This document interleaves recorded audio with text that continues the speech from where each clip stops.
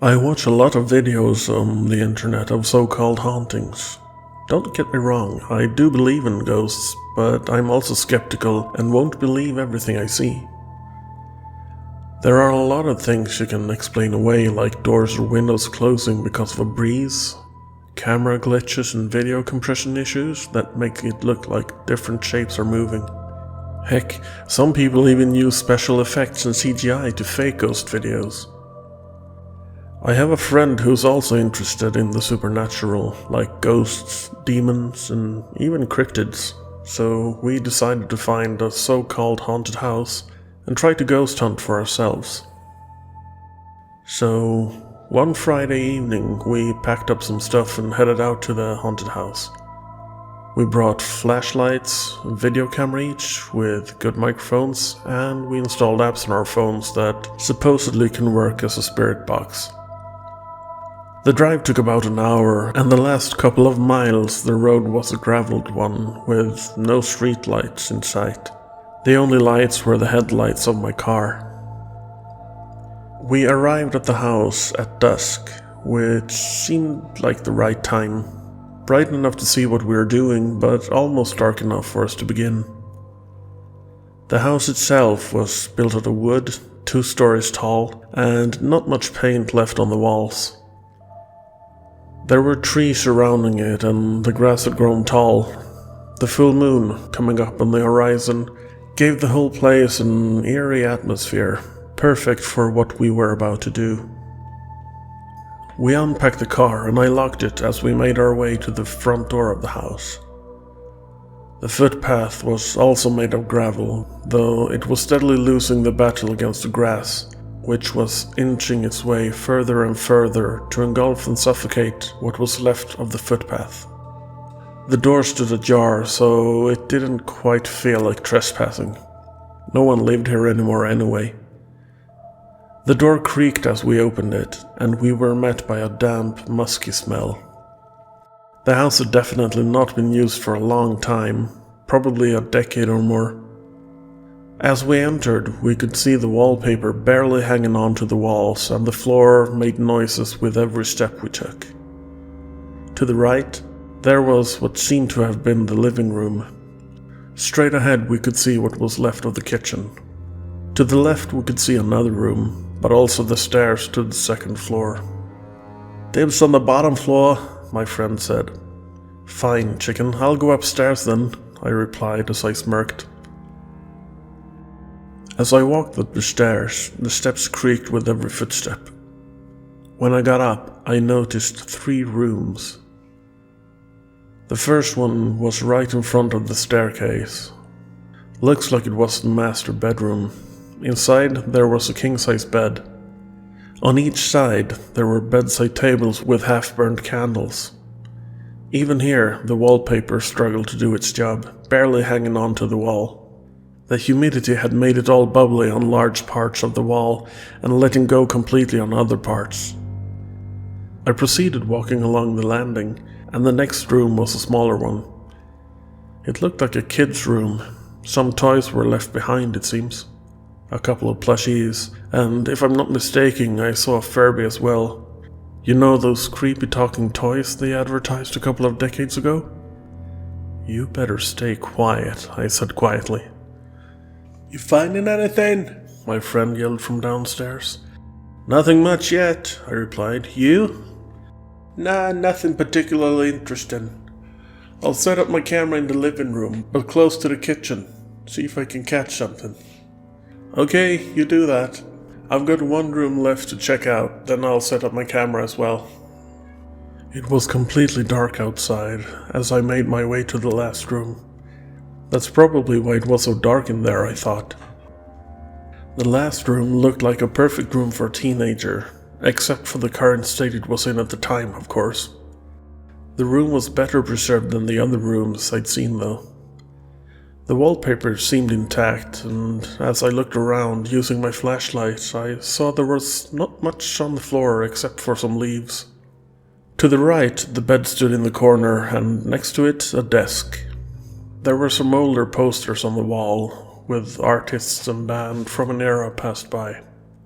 even posters of a couple of actors and some anime shows. If I had to guess, this was a teenage boy's room when they were still living here. Seemed they'd left in somewhat of a hurry, though, since the computer was still there. Being a bit of a computer nerd, I slowly walked closer to it and pressed the power button. Nothing happened. "Yeah, didn't think so," I mumbled. "Worth a try, though." I set up my camera so it was facing the bed, and I sat down in the chair at the desk. The room gave off a bit of an eerie vibe, but I figured it was because it was dark and that I didn't live here. I checked the time, and it was getting close to midnight. I opened the Spirit Box app and started to ask some questions. "Is anyone there?" No reply. I waited a few seconds more. "If anyone is here, please give me a sign." Still nothing. Either the app is fake or there's nothing here, I thought. My phone's battery was at 97%, so still a lot of power in it. 96%. Midnight. I felt a slow breeze on my left side and I thought I heard a faint whisper. I shrugged it off as my brain doing tricks on me. I did get chills on my right side though, but didn't think much of it at the time. 95%. The room felt a bit colder now than when I first walked in here. I played some Yahtzee to pass the time. A couple of minutes later, I know I heard a floorboard creak. I started the app once again and asked, "Is anyone here?" "Boy," the app replied. I could barely believe my eyes and ears. Good thing my video camera was still recording, so I could get the whole thing on tape. Okay, memory card, but you know what I mean. It's still running, right? Yes it is. Good, I thought to myself. "What's your name?" I asked, now a bit nervous, mixed with a bit of excitement. "Adrian," the app replied. I was getting a bit giddy at this point. Another breeze on my left side, the side that was facing the bed. "Did you live here?" I asked. "Yes." By then, I definitely felt the temperature in the room had dropped with a few degrees. It felt more like a chilling autumn evening than a warm summer one. The replies were short, but I figured that that's normal, because it's what I'd seen on YouTube. "How old are you?" I asked. No reply. It felt like the atmosphere in the room had changed slightly to a heavier, almost oppressing one. I didn't get a reply, so I asked again, "How old are you?"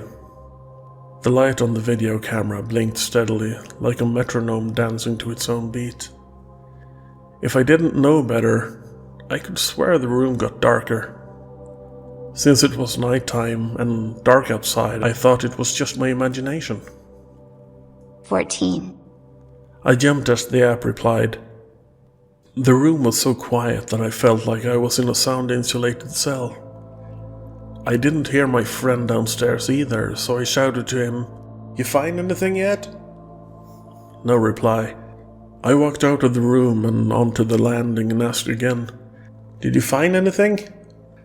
"Aside from the wind outside making the tree branches scratch against the walls, no." "All right," I replied. "I might have some evidence, but I'll show you later." "Sounds great," he replied. I went back into the room and sat down on the chair again. I checked the battery on my phone. 74%. Wow, that was fast, I thought. I wasn't surprised though, since that seemed to be a common thing with ghosts. Pretty much any ghost hunting video on the tube had batteries running out faster than normal when they allegedly encountered ghosts and demons. This seemed to be the real deal, so I guess the battery wouldn't last for much longer. I should have an hour or so left, I thought to myself. "Was this your room?" I asked. Another floorboard creaked, and I heard the bed creak as well, like someone sat down on it. 33%. I felt another chill on my right side as my left side got colder. It was almost like someone touched my arm. By that point, I was convinced that there was actually a presence there. Yes. The app replied. Or, I guess I should say Adrian replied. My video camera bleeped 3 times and then turned off. I looked at it as I asked, "Did you die here?" I heard a faint whisper, but not from the app this time. Yes. Adrian replied through the app. "I'm sorry to hear that," I answered, following up with, "Where did you die?" In this room. He answered. What happened? I stared intensely on my phone screen. Murder. It said. You got murdered in here? No. Murdered family. My excitement was gone, entirely replaced with anxiety and fear. 12%. No. Murdered family. The screen said. The room went from cold to freezing, and I felt an intense burn on my arm.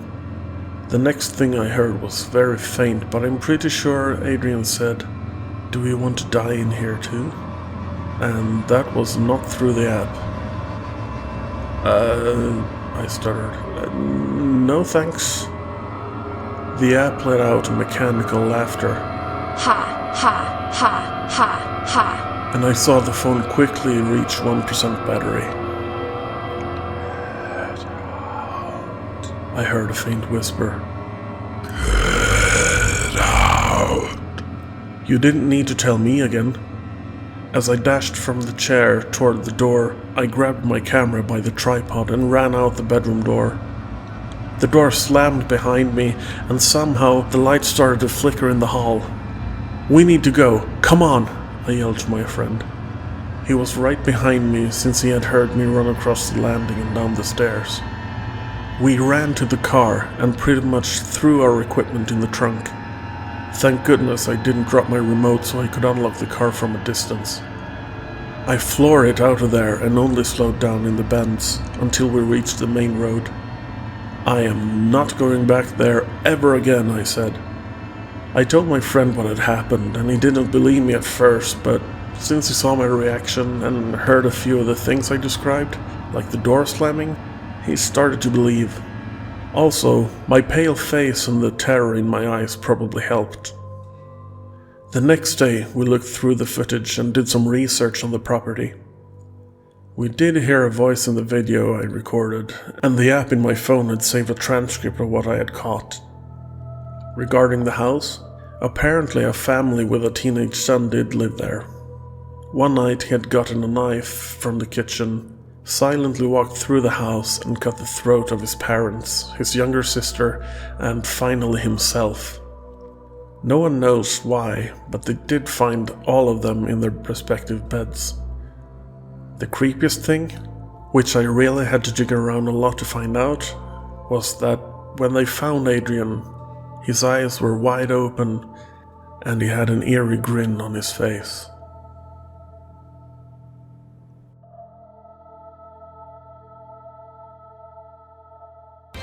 Thank you for listening to this podcast, a part of Tomasron Tells Tales. Come back again to find more stories narrated by me with occasional assistance from Jasper. Please visit tomasron.com for more information.